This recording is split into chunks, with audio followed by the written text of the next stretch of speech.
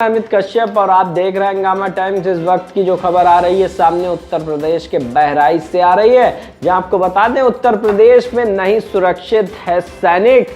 आज की सरकार के समय में जो सैनिक सरहद पर देश की रक्षा कर रहा है, आज उसी सैनिक का परिवार सुरक्षित नहीं है। वहीं उसको अपने खेत में जाने के लिए रास्ता नहीं मिल रहा है और सैनिक के घर वालों के साथ भूतपूर्व प्रधान लड्डन हुसैन ने मारपीट की और सैनिक अपने घर वालों की सुरक्षा के लिए छुट्टी लेकर आया अपने घर और डीएम से लगाई इंसाफ की गुहार। आइए डालते हैं बहराइच ब्यूरो चीफ शाहिद सईद की एक विशेष रिपोर्ट पर नजर। आप डीएम साहब पास आए।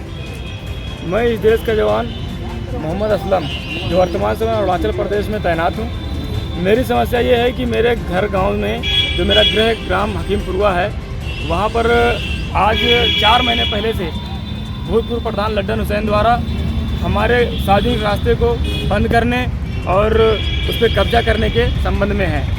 मैं ये चाहता हूँ कि ये बात इतनी ज़्यादा ऊपर जानी चाहिए कि उनके जो अवैध कब्जे हैं और उन्होंने जो अपने क्षेत्रीय लेखपाल शैलेंद्र वर्मा, तहसीलदार साहब, हमारे नानपारा के और उप जिलाधिकारी महोदय द्वारा जो टीम गठित करके। तहसीलदार का क्या नाम है और एसडीएम साहब का क्या नाम है? हमारे एसडीएम साहब सूरज पटेल साहब हैं और आइए सब सर। और तहसीलदार साहब का मेरे को पूरा नाम क्लियर पता नहीं है। चलिए। और मतलब इन लोगों ने मिल करके और हमारे थाना एसएचओ हर्षवर्धन साहब, इन लोगों ने मिल करके आज के 3 महीने पहले टीम गठित करके हमारे घर गांव में भेजा गया था कि इस मामले का पूरी तरीके से जांच कर आख्या उप जिलाधिकारी को दिया जाए। तो टीम गई, टीम ने जाँच किया और जाँच में लिखा कि हाँ, इसमें समस्त ग्रामवासियों का निकास है, रास्ता है। इस रास्ते को भूतपूर्व प्रधान लड्डन हुसैन इसको ब्लॉक न करें, निर्माण न करें और ये रास्ता रास्ते के रूप में ही रहेगा।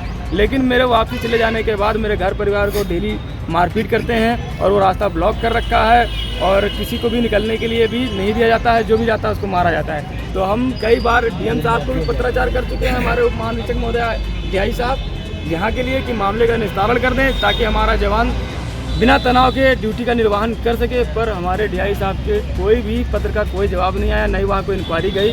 तो इस चीज़ से मैं परेशान हो गया हूँ कि अब मैं डीएम साहब से दोबारा मिल के उनको बता के सारी चीज़ कि वहाँ पर डेली यही चीज़ हो रहा है, मारपीट उधम नकेल लड्डन हुसैन जो भूतपूर्व प्रधान हैं वो डेली करते हैं। तो मैं इस चीज़ से थक गया हूँ कि कहीं ऐसा ना हो किसी दिन कोई बहुत बड़ा रूप धारण कर ले।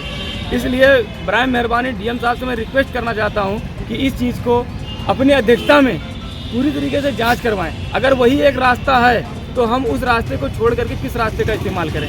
वही एक रास्ता जो बचा है हमारा, जो ग्राम समाज और आबादी की भूमि है, जिसको हम यूज़ करके अपने खेतों में जाते हैं। आगे चक्रोट है, पूरी पीछे चक्रोट है, पर जहाँ पर उनका घर है वहाँ पर वो अपना कब्जा करके उस रास्ते को ब्लॉक करना चाहते हैं। वो ज़मीन जो है पड़ती है मतलब ग्राम समाज की कि उनकी अपनी है? सारी ज़मीन वहाँ पर उनकी एक फीट भी उनकी ज़मीन नहीं है, सब ग्राम समाज और आबादी की भूमि है। तो क्या वो मतलब जो है भूमि माफिया है क्या? वो एक इंटरनेशनल भूमि माफिया है, क्योंकि 4 बीघे तक अवैध कब्जा कर लिया उसने। उसके बावजूद उसकी हवस पूरी नहीं हो रही है। 4 बीघे तक उसने अवैध कब्जा कर लिया सर। उसके बावजूद उसकी जो है हद खत्म नहीं हो रही है कब्जा करने की। उसने रास्ता घाटा संख्या 405 कब्जा किया, उसने नवीन प्रति घाटा संख्या 407 कब्जा किया, उसने वर्ग 6 आबादी घाटा संख्या 400-406 दोनों कब्जा कर लिया। टोटल 4 बीघा कब्जा कर लिया। उसके बाद जो हम लोगों का छोटा सा रास्ता था, वही 15-20 मीटर का रास्ते का मामला है, जो आगे रोड है पीछे रोड है, पर भाई साहब उस रास्ते को भी खत्म कर देना चाहते हैं। तो हम लोग की यही रिक्वेस्ट है सरकार से, मुख्यमंत्री योगी आदित्यनाथ जी से, कि इस चीज़ को सिर्फ वो हमारा रास्ता क्लियर करवा दें। बाकी सरकार जाने और लड्डन हुसैन का कब्जा जाने, हमसे कोई मतलब नहीं है। उनके ऊपर मुकदमे भी कई चल रहे हैं इस ज़मीन के विवाद के बारे में, पर कोई उनके ऊपर ध्यान नहीं देता क्योंकि वो दबंग है। उनकी दबंगाई इतनी ज़्यादा बढ़ चुकी है कि वो जिसको चाहते हैं मेहनत कर लेते हैं। हमारे हर्षवर्धन साहब अभी परसों हमारे घर के ऊपर उन लोगों ने पूरा घेर रखा था, क्योंकि अगर तुम रास्ता चाहोगे तो हम तुमको मारेंगे, तुम्हारा खून खराबा करेंगे, तब तुमको रास्ता देंगे। ये वर्डिंग निकालते हुए उनका जो बड़ा लड़का है इखलाक हुसैन और उनका छोटा लड़का आरिज हुसैन पूरे मेरे बड़े भाई को घेर रखे थे। मैं नानपारे में था, उसी टाइम मैं हर्षवर्धन साहब के पास गया तत्काल की सर ऐसे कंप्लेन की हमने की, तो वो हंसने लगे, बोला वहाँ ऐसा कुछ नहीं है। फिर हमने कहा सर हर्षवर्धन क्या है? हर्षवर्धन साहब हमारे एसएचओ हैं नानपारा को। हमने उनसे कहा कि सर आप यहीं पे रहिए, आप बोलने कुछ नहीं हो रहा। मैंने 112 को कॉल किया, वहाँ गई, हमने उनको फ़ोन किया, हमने कहा सर अब आप एसएचओ साहब से बताइए वहाँ पर क्या स्थिति है। उन्होंने बताया कि 12 से 14 लोगों ने यहाँ पर उनको, इनके घर वालों को घेर रखा था, इनके बड़े भाई को। तो गाँव वालों ने बताया कि उनको घर में कर दिया है, बाकी इन लोग बहुत दबंग। तब इन्होंने बोला, तब एसएचओ साहब ने लड्डन हुसैन को फ़ोन लगा के बहुत गालियाँ वालियाँ दी बोला कि तुम लोग ऐसा क्यों कर रहे हो, पर उनके ऊपर कोई कार्रवाई क्यों नहीं हो रही, क्यों नहीं हो रही, इसका कोई वजह तो होगा, क्यों कार्रवाई नहीं हो रही भाई। इसके अलावा डीएम साहब के अलावा और भी कहीं आपने एप्लीकेशन दी है? हमारे डीआई साहब ने बोला था उनसे कि जब आप छुट्टी जा रहे हैं तो ये हमारा लेटर जो रिमाइंडर हमने 2 बार दिया है यहाँ पर, इस लेटर को अपने मुख्यमंत्री योगी आदित्यनाथ जी को देना जाके, और उनसे बताना कि ऐसी की बात है और हम ड्यूटी पे हमारे परिवार को परेशान किया जाता है, वो जरूर आपकी कुछ ना कुछ सुनेंगे। तो हमने योगी आदित्यनाथ जी के वहाँ पर भी दे दिया है और वहाँ से लेकिन आया तो यहीं पे है। अब यहीं वाले ही तो नहीं कर रहे हैं, तहसीलदार साहब हमारे और हमारे उप जिलाधिकारी महोदय और हमारे SHO हर्षवर्धन साहब। अगर मैं गलत हूँ, मेरे को जहाँ मर्जी ले चले वहाँ सजा दे दें, हमारे समस्त ग्रामवासियों को जहाँ मर्जी वहाँ बंद कर दें, पर अगर मैं गलत नहीं हूँ तो इस रास्ते का निस्तारण भी तो किया जाए कि जब भूतपूर्व प्रधान लड्डू हुसैन ने इतना कब्जा कर रखा है तो बची जगह में उनको रास्ता देने में कहाँ से दिक्कत आ रही है। अगर उनकी मतलब पर्सनल ज़मीन हो या कुछ हो, अगर हम लोग उनसे कह रहे हो तो भाई हम लोग गलत हैं। अगर हम लोग का रास्ता सार्वजनिक पहले से इतना 20 साल पुराना रास्ता है, हमारे गाँव के अंदर एक विकलांग भी है, उसने भी अपनी वीडियो बना के वायरल कराई कि हमको खेत में जाने के लिए हम लोग तो पैदल चले आते हैं, पर वो विकलांग बंदा मेड़ पे कैसे जाएगा। वो बंदा भी रिक्वेस्ट करता रहा पर किसी ने कुछ नहीं सुना। अब आप लोग भी अगर गांव के हैं तो आप लोग भी कुछ बता सकते हैं। गांव के लोग सब गांव वाले भी तो सब परेशान हैं, सबका खेत है उधर, हम लोगों का घर है, समझे। क्यों बाबा क्या कहते हैं आप?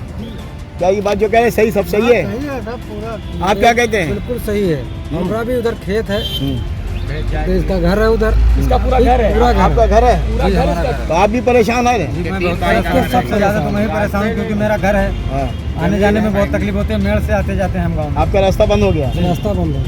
आप क्या अरे हम क्या कहें सर, जो जवान ने कहा वो सब सारी बात सही है। आप क्या बताएंगे? जो बताया है बिल्कुल सही है, रास्ता बंद कर रखा है, रास्ते में ईंटा दान कर रास्ता रोक दिया गया एकदम। और सरकार से अपील है कि इस रास्ते का मामला जो है इसका निस्तारण करे, या तो लड्डन हुसैन उस गांव में रहेंगे या फिर गांव वाले रहेंगे। अगर इसका निस्तारण नहीं हुआ तो इसका जो है बहुत खराब अंत होगा, अंत इसका बहुत खराब होगा। 4 महीने हो गए इसका मामला चल रहा है, हम लोग बहुत परेशान हो चुके हैं। एक गाँव उजाड़